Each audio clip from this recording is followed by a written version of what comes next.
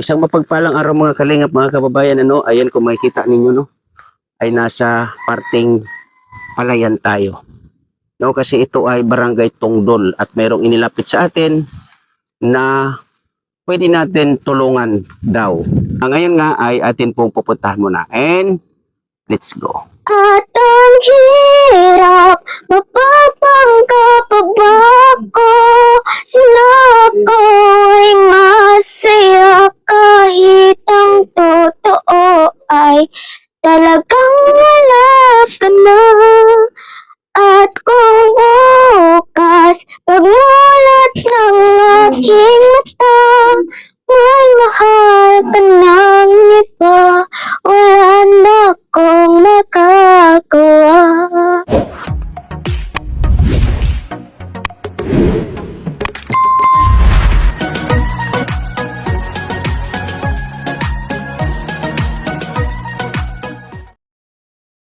So dito tayo, kasi medyo palayan yung ating dinaanan, kaya dito na lang. So ito yung tinuro.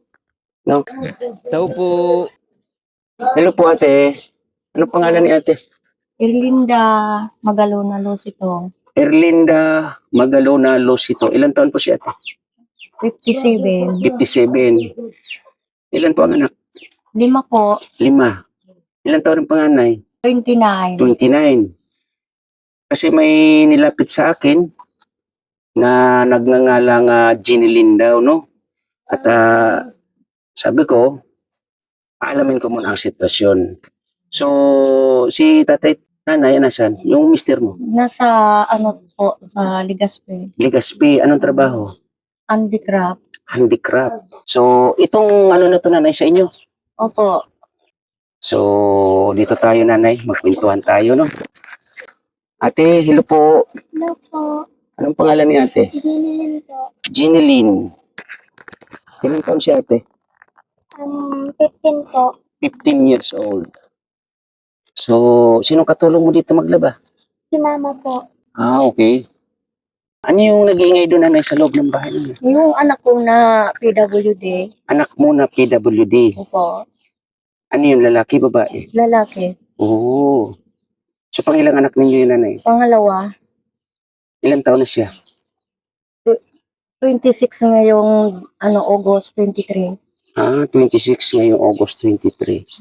So, ito nanay, si Jenilyn, Pangilang anak mo? Bunso, Bunso. pang-5. So, nag-aaral siya. Opo, Anong grade? grade 8. Grade 8. So, matanong ko nanay, kumusta ang pamumuhay niyo dito? Medyo hindi masyado, hindi naman okay kasi isa lang po ang naghahanap buhay dito sa amin, yung asawa ko lang po. Mm-mm. Tapos yan, hindi naman po ako nakakatulong sa anak buhay ng asawa ko kasi may inaalagaan po akong PWD. Mm-mm. Hindi ko maiwan-iwanan dito sa bahay na wala siyang kasama. Kaya yung asawa ko na lang po ang bali naghahanap buhay para sa pamilya. Okay. So, since nang nanay, ipinanganak nito si, ano pangalan ng anak niyo na PWD? EG po. EG. Since nang ipinanganak ninyo itong si EG, ay hindi na kayo nakapagtrabaho? Or ganyan na ba siya talaga? Nanganak ko po yun. Ganyan na po siya. 5 taon nga po yun nakapaglakad ng mahina. Dati hindi man siya nakakalakad. So, nakakalakad siya ngayon? Ngayon, nakakalakad na. Oh. Pero, babantayan talaga masyado kasi pag nakalakad niyan, wala na siyang, hindi niya alam ang pa-uwi. Kumbaga maliligaw siya. Mahulog dyan sa ilog. Ay, ganun. So, talagang bantayin siya. Bantayan talaga. So, mamaya, nanay, ano ulit pangalan ni nanay? Erlinda Lucito po. So, mamaya, nanay, gusto kong makita at nakakapagsalita siya. Wala naman po yan sinasabing iba, Papa, Bibe, Ganun. Tite, yun lang. Ako, araw-araw nakasama niya, hindi naman po nababanggit ang mama. Mm-mm. Kaya nga po, sabi ko, ako, Nunoy, EJ, ako ang kasama mo, hindi mo na ako na tawag na mama. Ay, ganun. Kumbaga, parang nagsisilos ka, nanay. Tapos, pakainin siya pag susubuan ko. Mm-mm. Pag hindi naman susubuan, magugutom So, siyempre. na pinapaliguan. So, ibig sabihin, nanay, sa edad niya na 26 years old, kahit sa pagkain niya, hindi siya nakakapagsulo magkain. Hindi po. Oh. Hindi niya kayang magsubo mag-isa. Kailangan susubuan pa. So, ito si Jeneline, anong grade naman ito? Grade 8 po. Grade 8. Okay. So, nanay, siguro mamaya-maya, kausapin ko itong si Jeneline kasi nga ay medyo busy siya sa paglalaba, no? So, ayan si Ate Jeneline. So, kwentuhan tayong maigi, Ate Jeneline, kasi gusto kong may malaman sa inyo, no? Ayan na po ka muna dyan. Ayan, pwede nga ilagay mo muna itong mic. Sabit mo dyan sa iyong gamit.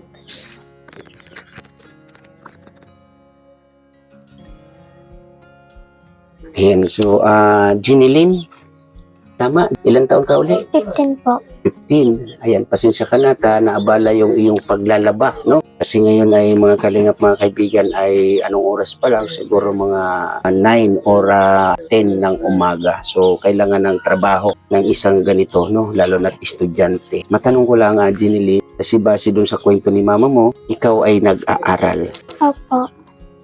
So, bilang estudyante, ano yung sitwasyon ng iyong pag-aaral? Mabuti naman po. Gusto ko pong makapagtapos ng pag-aaral para po makatulong sa magulang at masuklian ko po ang paghihirap na ginawa nila sa akin. So, ang pamumuhay ninyo dito, kumusta naman? Kayo ba ay mahirap or ano? Mahirap po Paano mo nasabing mahirap kayo? kasi po yung tatay ko po nagtatrabaho sa malayo para makapagtapos kami ng pag-aaral. Tapos po yung nanay ko po may inaalagaan siyang may kapansanan. Hindi po siya makapagtrabaho kasi inaalagaan po niya yung kapatid ko.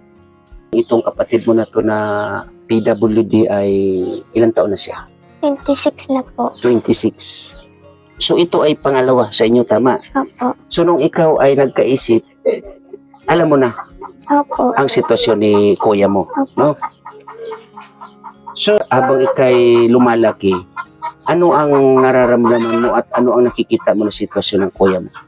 Masakit po para sa akin bilang isang kapatid kapag may nanguusga sa kapatid ko. Kaya po sana wag niyong i-judge yung kapatid ko kasi kapag kayo nagkaroon din ng kapatid na ganyan, mararamdaman niyo din ang sakit kapag ginadjudge ang kapatid ninyo. So, bakit nasasabi mo, Jeneline, na ginadjudge? Meron bang nakakapagsabi ng hindi maganda about sa kapatid mo? Opo. Meron. Oh. So, hayaan mo lang yun. Kasi wala tayong magagawa doon kasi yun ang nasa isip nila. So, pag nakakarinig ka ng gano'n para sa kapatid mo ay nasasaktan ka. Opo. So, ano uli ang masasabi mo sa kanila? Sana po magkaroon kayo ng mabuting kalooban para sa kapatid ko. Kaya ipatawag natin yung nanay kasi siya ang pumalit sa paglalaban niya. No? Para malaman natin. Ayan, sige, dito kayo ate. Para makapagkwentuhan tayo.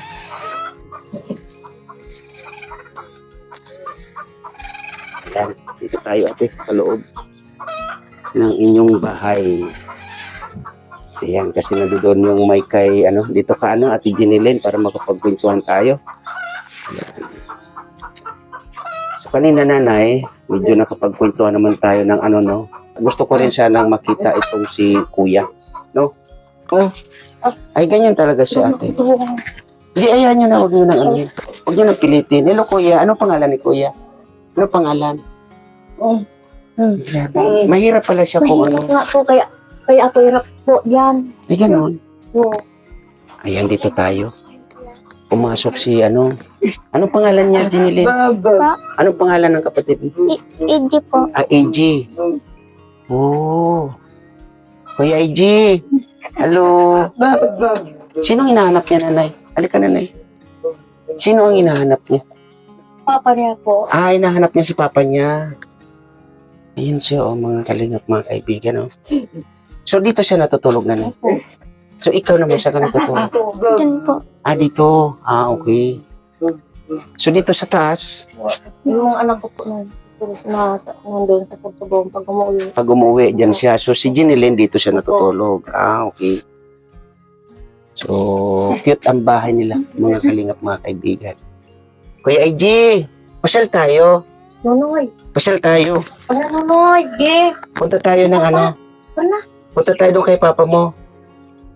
So, gaano kahirap na ang pag-aalaga mo dito kay IG? mula nung ano po siya, maliit pa. Tapos mula nung pinanganak siya, hanggang may edad na siyang 26, hirap na hirap po ako pagkakala sa kanya. So, ano yung pwedeng maibigay sa kanya? Kasi ganyan, panayang pinupunit niya palagi ang damit. Kahit ang short niya, pinupunit niya. Kaya nga po, tinatalian ko ng short niya pa kasi malaki na siya. Nakakaya naman po na panayang nakaubad siya. Ay, ganon. May ibang tao nga po na dumadaan dyan, pinagtatawanan pag nakikitang nakaubad siya. Kaya nga po ngayon, nakatali ang short niya kasi inuhubad niya po. So, kasi Kaya sobrang hirap po sa kanya. 26 years old na kamo Ngayon, siya, diba? August 23. Ngayong August 23. 26 na po siya. Kasi 2000 po yan, pinanganak. 2000, year 2000 siyang ipinanganak. Po, kaya 26 na po ngayong August Okay. 23. Mga kalingap, mga kaibigan, mga kawawa si Kuya Kawawa. IG. Oh. Ay, Kuya IG. Gwapo ni Kuya IG, oh. Sana all gwapo. Kuya IG. Mahal na mahal yan ang mga kapatid. Kasi sabi ni Papa niya, kahit ganyan ang kapatid ninyo, igalang yan niyo bilang Siyempre. kapatid ninyo. Siyempre. Gwapo ni Kuya IG, oh. Oh, di ba? Pasal tayo, Kuya IG. Kuya IG. Pero hindi naman siya nananakit. Hindi naman po. Mabait naman po siya. Anong gusto mong pasalubong ko sa iyo, Kuya IG? Ano daw ibig sabihin? Kasi inano niya yung dibdib niya, ano yan? Ang gusto niya po niyan, speaker. Speaker. Ano yung speaker? Ano Sound yan? trip po kasi yan. Ha? Sound trip po kasi ang kulang ko. Wala. Wala siya. Ay, ganon? Nung puti na nga dito, nila na naman. Pag gusto, magpa-speaker na naman. Gusto niya ng speaker. Oo. Kasi siya ay, ano sabi mo? Gusto niya. Ano yun? Sound trip po yung kuya ko. Gusto niya po laging may tugtog. May tugtog. Opo. Oh. Kaya ang ganyan. Yun na naman nga, speaker, naka-charge, kinuha ko na naman. Pero may speaker na siya. Yun, maliit lang kasi, malapit na po masira kasi. Tingnan ko na, Nay. Tingnan ko nga. Yung speaker na yun. Hello. Masyal tayo, Kuya IG. Masyal tayo. Oo. Nga. Lagi niyang, Ay, grabe naman, nanay. Ang liit naman niya, nanay. kaya nga gusto. Magkano bili niyo na yan? Hindi ko na po matandaan yung anak ko pa niyang panganay ang bumili, no? Siya. Oo. Gusto mo ng ano? Gusto niya yung, yung malakas na, tao na, tugtog. Gusto niya ng Sa malakas. malakas. Kaya pag inakakunik dito sa cellphone ni Jenny Lynn, linalapit niya ang tainga pag mahina. Ay, ganon. Ginaganon niya. Oo. Ang tainga. Gusto mo ng speaker, AJ? AJ, gusto mo ng speaker? AJ? Gusto mo ng speaker? Ha? Wala naman yan dito si Jenny Lynn. Hindi makunik dito sa speaker niya. Nasa school po. Mm-mm. Hirap na hirap ako pag gusto niyang ng speaker. Kasi wala naman makunikan. Di, Laging nagwawala yung mga iilain niya yung kurtina, yung mga unan. Nakita ko dito na sa lapag. Ay, grabe, no? Inaano niya yan. Tinatapon niya ang unan. Kasi sabi ko, antayin mo na lang tapos si nini mo dumating. Mamaya-maya. Pag nandiyan na si Jenny Lynn, iilain na niya si Jenny Lynn. Dala-dala na ito. Oo. So, ang dito, nanay, ang mas maganda nito, yung speaker na medyo malaki-laki at meron na siyang anong tawag nun nini? Yung USB. Yung lalagyan ng kumbaga kakargahan na yung USB na yon para isasaksak na lang kahit walang cellphone, ay pwede na yon. Nalubat cellphone, Wala naman maano yung ano na sa speaker. Kawawa naman siya, ano. Eh, Gusto mo ng speaker? Yung malaki dito? Pag Pag malaki dito, nahihiya siya, nahihiya. Nahihiya man po siya. Okay. So, gusto mo ng speaker, yung malaki? Yung malaki dito? So, dasal tayo, nanay, na mayroon makapanood sa sitwasyon ni Kuya AJ para mapasaya natin siya, no? So, yun nga, Ginilyn, Ano yung speaker mo? ano yung pakiramdam na, yun nga ulitin po si Kuya ay ganito yung sitwasyon. Masakit po. Yun. Maliban dun sa masakit na nakikita mo si Kuya na ganyan, ano pa yung nararamdaman mo abot sa kanya? At ano yung kahilingan mo para kay Kuya mo? Naaawa po ako sa kuya ko kasi ganyan siya. Tinanggap po na namin siya na ganyan siya kasi kahit papaano po, kahit ganyan siya, kapatid pa rin namin siya. O, siyempre naman, tama yan. So, kailangan mahalin niyo si Kuya kasi nga ay ganyan yung kanyang sitwasyon, no? So, ayan po, no, mga kalingap, mga kaibigan. Sa mga nagiging kaagap ay katuwang natin sa paglingap dito sa Donsol, ayan si Kuya AJ. So, para sa iyo, ano talaga yung magpapasaya kay Kuya? Yung speaker po, kasi po yun po ang gustong-gusto niya. So, punta lang dito naman tayo, Jinilyn. Sa pag-aaral mo, ulitin ko, kumusta ang sitwasyon? Okay naman po. Na ngayon nga ay grade 8 ka na. Anong barangay ito? Tunggol po. Tungdol. Buti mayroong paaralan dito na mas malapit. Opo. Grade 8? Opo. Tama? Okay, grade 8. So, ano yung gusto mo? Or ano ang gusto mong kurso pag halimbawa nakapag-college ka? Nurse po. Oh, ba? Nurse? Ay, grabe. Nanay nurse ang pangarap ng iyong anak na si Jinilyn. Para sa'yo na kayang gusto sa Kung ganyan ano gusto niya, ulitin po. Sumika po para matulungan na nagustuhan po niya. Isikapin na lang po tama na. para masaya siya. Yes, tama yan, nanay. So, ayan si Kuya, oh. Oh, gwapo ni Kuya, oh, di ba? Kuya AJ, gusto mo ng malaking speaker? Kuya AJ?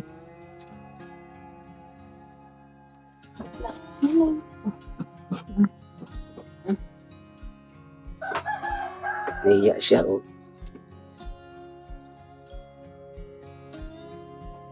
So, yun, no, Jinilyn. Ano yung pangarap mo? Ulitin ko, napakagandang pangarap, napakagandang naisip ko na yan yung ano mo, gustuhin mo sa iyong pag-aaral. Para sa akin, tuloy lang sa sitwasyon ninyo na yung sinasabi mo na mahirap, ay tuloy lang. Huwag mong isipin ang kahirapan na tatahakin mo ang iyong pangarap bilang isang nursing. Na kahit na yun nga si Kuya mo ay ganyan, isang ano to na kumbaga isa pang alalahanin ng magulang lalong-lalo na ni mama mo na hindi ka mo nakapagtrabaho since nang ipinanganak.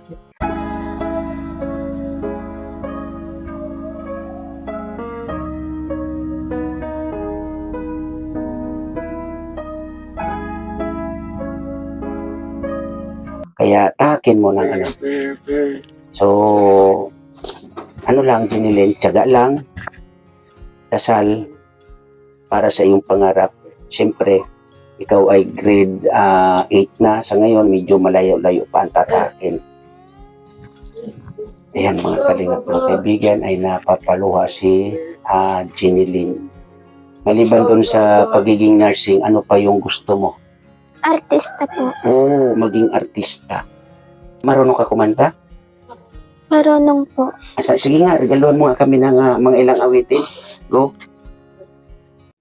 Naglalagay ako ng kolorete sa aking mukha para din nila malaman ang tunay na naganap na ikaw at ako ay hindi na Tingin sa'yo pang mga ngiti, sa loob umiiyak na ikaw at ako ay hindi na. At ang hirap, mapapanggap pa ba ko na ako'y masaya kahit ang totoo ay talagang wala ka na. At kung bukas pagmulat ng aking mata, may mahal ka ng iba, wala na akong magagawa. Diba? Ang asawa ko po, hirap-hirap na po sa pagtrabaho. 58 na po siya, kailangan na po. Magpahinga na po siya. Ayun po, hindi naman po siya. Ayaw naman po niya magpahinga kasi po mag-aalaga. Pinapaharal pa po niya yung mga dalawang anak pa po ang pinapaharal. Tapos ako po, hindi na ako katulong sa kanya kasi yan nga po, inaalagaan ko masyado si AJ. Grabe nga sakripisyo Kahit na. na po, makaalis-alis ako dito sa bahay, hindi po ako makaalis. Kaya kung minsan po, na-stress po ako kasi hindi po ako makaalis-alis dito sa bahay. So, hindi kayo nakakagala, nanay? Hindi po ako makakagala kasi wala naman po magbabantay. Yung si Jeneline sa school. Yung kami lang dalawa ni AJ lagi dito sa bahay, naiiwan. Grabe, no? Di maamin ng damdamin na ngayon'y wala ka na sa aking piling. Ngunit paano nga ba ang pag-ibig mo'y magbabalik? Batid ko na nasaktan kita ng labis, at sinabi ko sa'yo na kaya kong limutin ka. Bakit ngayon'y hinahanap kita? Ikaw pa rin ang nais ko, mapapatawad ba ako? Mulit muling sasambatin, sinisigaw ng damdamin, mahal pa rin kita, o giliw ko. Nanay, kukunik na daw. Ayan.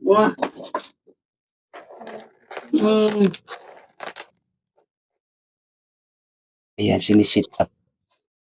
Para, kasi nagwawala. Nagwawala yan. Oo, nagwawala. Kasi walang music. Yan po. Grabe, no? Yun pala ang gusto niya, nanay. Hirap. Hirap ka talaga kay kuya. Hirap So, talaga. tsaka lang, nanay. Kaya nga. Wow! Hilig niya sa music. Oh, hirap na gusto na niya. Anong gusto niya? Gusto niya talaga ng may music, nanay. So, yun nga, bilang isang estudyante, Jeneline, magkano ang binabaon mo? 20 po. Yung totoo. Po, binabudget ko po ang binibigay sa akin ng asawa ko kasi ayoko po na ako makakautang. Pag binibigyan mo ako ng asawa ko, binibudget ko talaga. Kaya 20 lang ang binibigay ko sa araw ko kanya. Oh. 20 talaga ang baon mo sa isang araw. So, Monday to Friday, ang pasok, tama? Opo. Buti pag Saturday at Sunday, wala nang pasok. Mayroon. Ay, wala naman. Wala na. Okay. So, nanay, ang talagang ano ko dito, pag ako nag-scout, minsan wala akong ibibigay, no? Inaalam ko muna ang status or estado ng pamumuhay, kwento. Pero, si Jeneline pala ay isang estudyante, no? Yung 5 araw na pagpasok mo sa school, magkano yun? Sa tag 20, magkano? 100 po. 5-20, 100. Meron ka ng 100 dyan na para kay Jeneline. Meron na. Kasi papasok na naman ito bukas, di ba? So mayroon ka na. Mayroon po kasi Meron. pinabudget ko nga po. Pinabudget talaga. Binibigay ang asawa mula mo lunet hanggang biyernes. Yun talaga, budget na talaga. 20-20 isang araw. Buti, tuwing papasok ka, mayroon ka lagi baon. Minsan nga po, yung baon ko, hindi ko ginagastos kasi nilalaan ko po sa project namin sa school. Oh. Nagtataka nga po ako, nagtataka po ako sa kanya kasi nakita ako may pera pa siya. Bakit ako hindi mo ginastos yung binigay ko sa yung baon? Sabi niya, nilalaan daw po niya pag may sa school. Budget.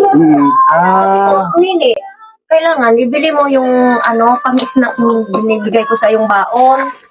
Kasi baon niya yun. Opo, sabi ko, ako nang bahala pag may kailangan ka sa school, ako nang bahala. Basta ako, yung bigay ko sa yung baon, bili mo kasi baka magutom ka sa school.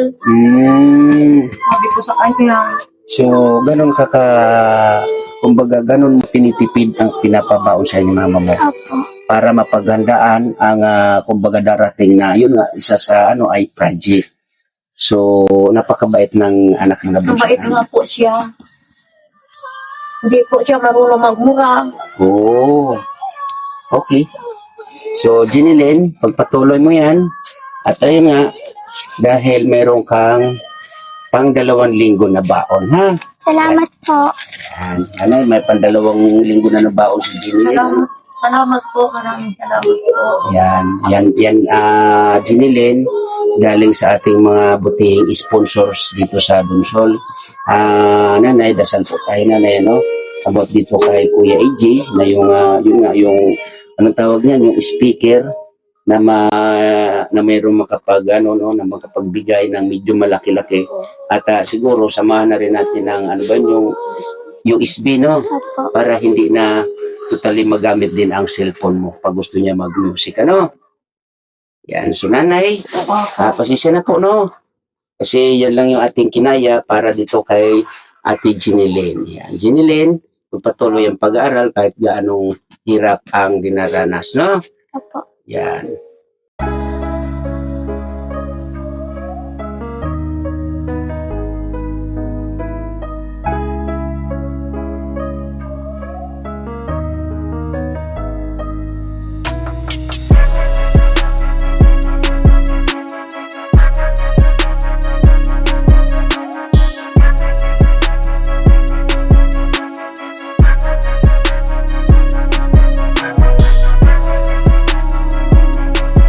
So yun mga kalingap, mga kababayan, at ayan nakita natin yung sitwasyon na isa sa inilapit sa atin na ayun nga ay si Jinilyn at yung kanyang nanay at lalong-lalo na yung kanyang kapatid na may kapansanan na si Kuya AJ. Na ito nga yung aming tinahak ay ganun kalayo, yun. Kaya maraming salamat po sa mga nandito sa aking premiere, lalong-lalo na sa ating mga viewers dyan at siyempre lalong-lalo na sa ating mga nakasuporta dito sa Dunsol. Ma'am Bertos Woman, Ate Dirulan, Ate Inday PB, Ma'am Jenny Storyban, Kuya Happy Boy, Kuya Ronaldo Dionisio, Ate Laura Imbiraket at siyempre Ma'am Ermagalo Mix Vlog. Yan, shout out sa Team Tanot, shout out sa Love and Care, and shout out sa Team Kuroda. Kaya muli, sumunod sa aking premiere. Thank you na marami and God bless po sa lahat. Bye-bye. Ingat tayo parati.